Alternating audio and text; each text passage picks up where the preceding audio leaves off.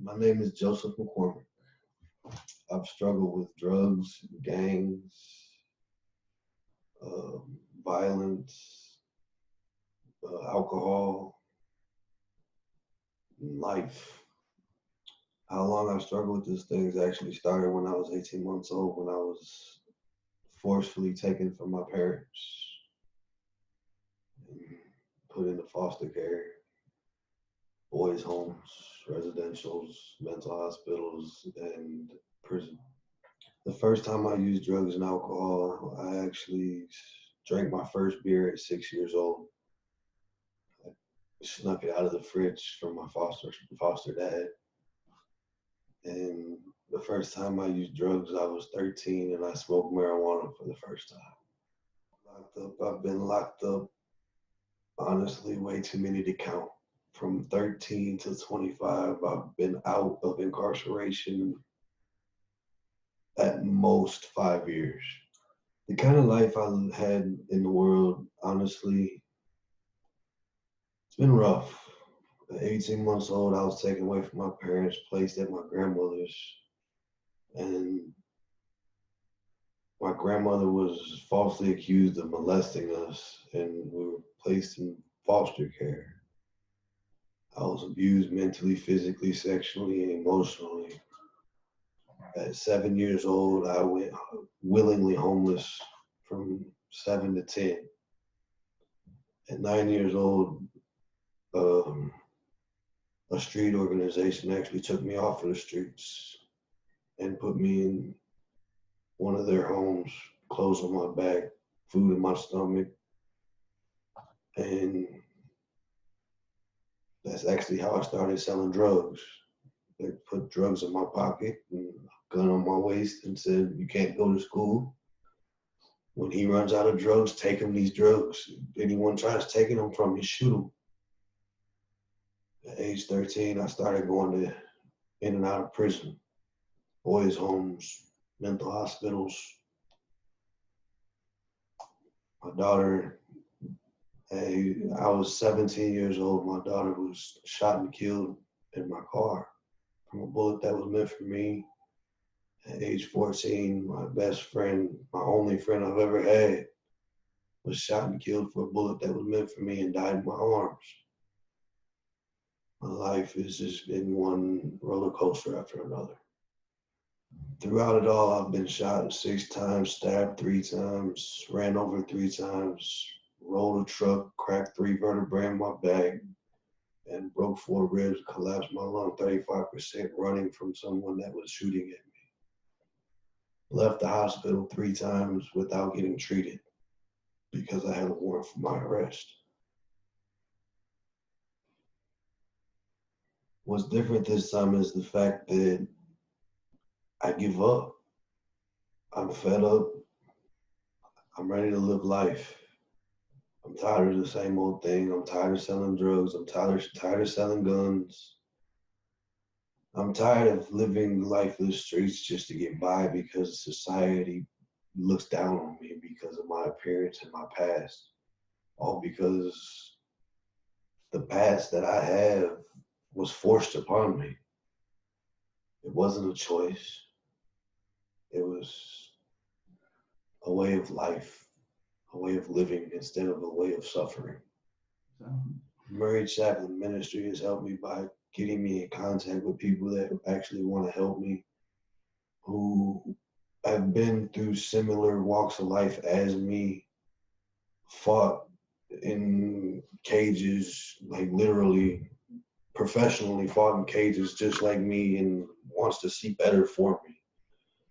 I've been there for me to talk to when I needed it and also put me in classes that are there to help me and make me a better society, a person in society. The programs in Maury County Jail actually have helped me. They helped me realize that not everybody in the world is down and out to get me. They're just misunderstood just like I am. And they're helping me actually become a better person. I came in this jail this time a lot more humble than I was last time I was here. Last time I was here, I was actually, for lack of better words, hell on wheels. Fighting COs, fighting inmates. This time, honestly, my brother dying actually humbled me a lot. The last time I was in the Inside Out class, he was actually in the class with me, which makes it even harder. But the class, it also helped me open my eyes more because it makes me want to listen, want to become a better person, and want to be a better person in society altogether. I mean, the jail this time compared to the past time, back in 2016, they were just rude, arrogant. This time, there's a lot more CEOs that are actually trying to help you. There's a lot more to offer than there was last time. More jobs, even though you don't get paid for them, but there's more activities basically for inmates and more respect than there was last time for the most part. I will say that. But my plans are for when I get out are basically to find a new beginning, get a job, and focus on myself for a change rather than trying to please everybody around me. Pleasing everybody around me usually puts me back in jail because I keep the wrong people around me. They always want the negative things that I've always been able to get. Drugs, guns, and the fast money and fast women. I don't want that no more. And it's time to give it a rest. Oh, the world can pray for me. Honestly, I can get out and start over and have a better life. I want to have my daughter back in my life. I've seen her 3 months out of her whole 7 years because my mom won't let me. My firstborn, I lost her. I don't want to lose another one. I want a new life, a new beginning, tattoos removed, start over if I can. Hello, my name is David Baker. I'm the chaplain at the Maury County Jail. Been a volunteer here for 23 years and full-time chaplain the last 2.